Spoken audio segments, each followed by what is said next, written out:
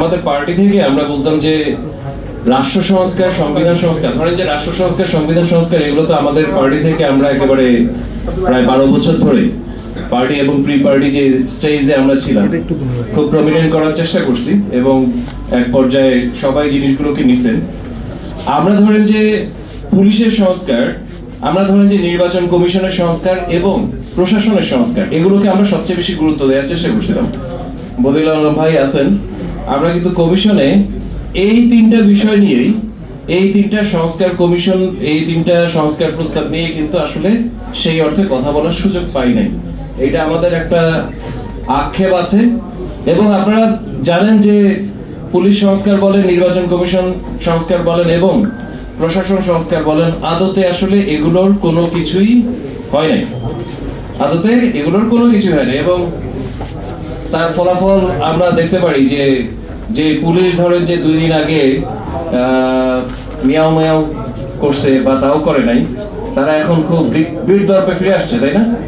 একেবারে ওই যে আমরা দেখলাম যে সোহরাওয়ার্দী দিতে যেভাবে তারা আসলে মাদক মুক্ত করে ফেলছে বাংলাদেশকে, আমার কাছে আসলে ওদের যে আগ্রাসী ভাব, একটু অফ টপিক হয়ে যায়, কিন্তু আমার কাছে আসলে মনে হচ্ছে যে ওই মানে কে আসলে মাদকাসক্ত, ওই যাদেরকে তারা ধরতেছিল এবং মারতেছিল তারা, নাকি আসলে ওই পুলিশরা? আমার কনসার্ন, আমার মনে হয় যে আমাদের এই যে পুলিশ সংস্কার যে হয় নাই, তার একটা মানে হাতে নাতে আমরা একটা ফল দেখলাম হচ্ছে এই গত পরশুদিন সন্ধ্যায়। তো যাই হোক, আমার আলাপটায় আসি, সেটা হচ্ছে যে আমরা ধরেন যে হ্যাঁ ভোটের জয় হয়েছে প্রায় 60% ভোট পেয়ে, এবং আমরা 30টা দল, হ্যাঁ 68%, রাইট, 68% ভোট পেয়ে আমরা 30টা দল যে মনে করে যে মাসের পর মাস বসে মানে আলাপ করলাম, এই জিনিসটা খুব ফেলনা আমার কাছে মনে হয় না। এটার একটা খুব অন্যতম একটা, এটা তো আসলে বাংলাদেশের ইতিহাসে একটা এবং পৃথিবীরও ইতিহাসে আসলে এই ধরনের নজিরগুলো খুব বেশি নাই, যে এইরকম সবগুলো দল বসে, ক্রিয়াশীল সবগুলো দল বসে আসলে দিনের পর দিন, মাসের পর মাস আলাপ করে আসলে একটা রাষ্ট্র চিন্তা দাঁড় করাচ্ছে যে কেমন বাংলাদেশ আমি চাই, আমরা চাই। আমরা একটা দুর্ভাগ্য আমাদের, যে সেটা হচ্ছে যে আমাদের দেশে যখন যে দল ক্ষমতায় থাকে সেই দল তার মতো করে সংবিধানকে ওন করে। মানে সে যখন ধরেন যে নির্বাচন দিবে না, তখনও বলে যে সংবিধানের দোহাই। যখন সে ধরেন যে নির্বাচন দিবে বা যখন সে যাই করবে না কেন, সেইটার একটা সাংবিধানিক ব্যাখ্যা সে দাঁড় করায়, এবং যেটা করবে না সেটারও একটা সাংবিধানিক, মানে আমাদের সংবিধানটাই এমন যে এটাকে আসলে ক্ষমতাসীনদের ইচ্ছা মতো ব্যবহার করার, ব্যাখ্যা করার সুযোগ আছে। এবং এই কারণে আসলে আমরা সংবিধান সংস্কার, রাষ্ট্র সংস্কারের কথা বলছিলাম, যে আমাদের রাষ্ট্র সংবিধানটা হবে এমন যে এটা আসলে মানুষের পক্ষে, এটাকে মানুষের পক্ষের বাইরে ব্যবহার করার আসলে সুযোগ সীমাবদ্ধ করা হবে যতটুকু সম্ভব। কিন্তু এখানটা একটা বড় এখন আমাদের জন্য একটা ডিলেমা হয়েছে কি জানেন? আপনারা দেখছেন যে আমরা যারা সংবিধান সংস্কার, রাষ্ট্র সংস্কারের জন্য মানে সবচেয়ে প্রমিনেন্ট ছিলাম, সামনের ফোর্স ছিলাম, আমরা গিয়ে কিনা পুরাতন বন্দোবস্তের মধ্যে গিয়ে ঢুকে গেছি। মানে এর চেয়ে বড় ডিলেমা আসলে হইতে পারে না। আমার মনে হয় যে এইটা বোধহয় সবচেয়ে বড় ডিজাস্টার।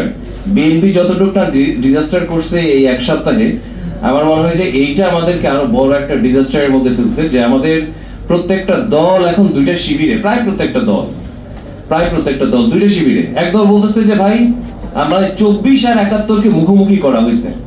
আমাদের ধরেন যে বলা হয়েছে যে আপনি যদি একটা মোটামুটি ধরেন যে নিরাপদ জীবন চান, চাঁদাবাজি আপনি কম হবে বা হবে না, তাহলে কিন্তু ভাই আপনার গণহত্যার এক ধরনের মৌন সম্মতি হইলেও দিতে হবে।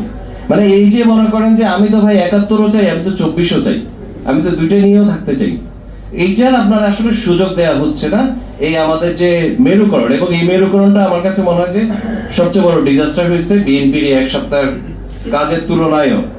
কিন্তু আমি বলবো যে ধরেন এই যে আমরা যে রাষ্ট্র সংস্কার, সংবিধান সংস্কারের কথা বলতেছিলাম না অনেক বছর ধরে, আমার মনে হয় যে এখন আমাদের আসলে রাজনীতি সংস্কার, এইটা নিয়ে আসলে এখন কথা বলা দরকার। আলটিমেটলি যেই ক্ষমতায় যাবে, ক্ষমতায় যাওয়ার আগ পর্যন্ত আমাদের সাকিব ভাই বলতেছিলেন যে বিএনপি বোধহয় ক্ষমতায় যাওয়ার জন্য ধরেন যে মানে আগে যে প্রশ্নগুলো তুলে নেয় সেই প্রশ্নটা তুলছেন, এটা তো বিএনপি নেতারাই বলছে ভাই।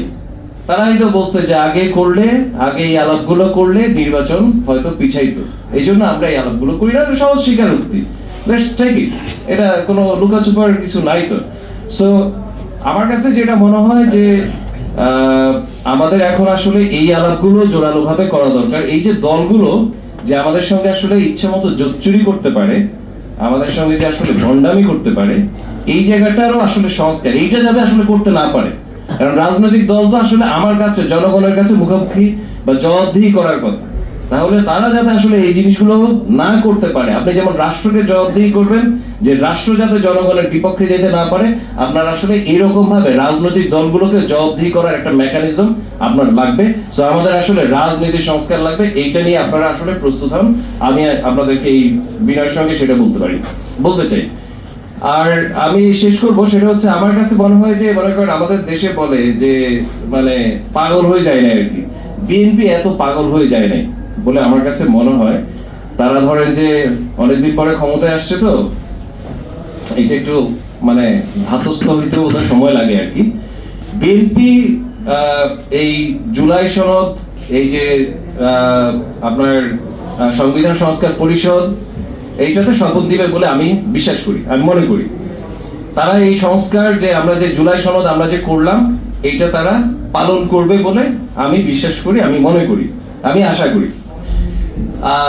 কিন্তু মানে কেউ যদি ধরে যে ইচ্ছাকৃত ভাবে বলে যে ভাই আমি ফেল করব, আমি কোনো অবস্থাতে পাস করব না, আমার ছাইড়া দাও, আমি ফেল করব, কিংবা ধরেন যে কেউ যদি বলে যে আমি ডিসাইড করছি যে তোমরা আমার দেশ ছেড়ে ভাগাই দিবা, এরকম যদি কেউ ডিসাইড করে, নিজে ডিসাইড করে, কেউ যদি সেটা চায়, আপনি তো আসলে সেটাকে ঠেকাইতে পারবেন না।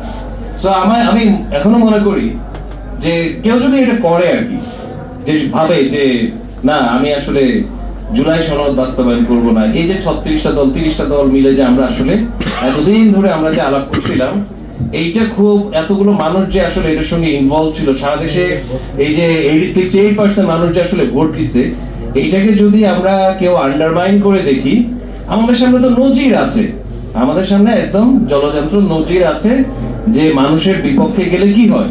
সো বিএনপি এত পাগল হয় নাই, আমি মনে করি বিএনপি সংস্কারের পথে থাকবে, আমি আশাবাদী। আর যদি না হয়, তার ফলাফল নিজের কবর নিজে খুঁড়লে আমি ঠেকাইতে পারবো। সবাইকে অনেক অনেক ধন্যবাদ।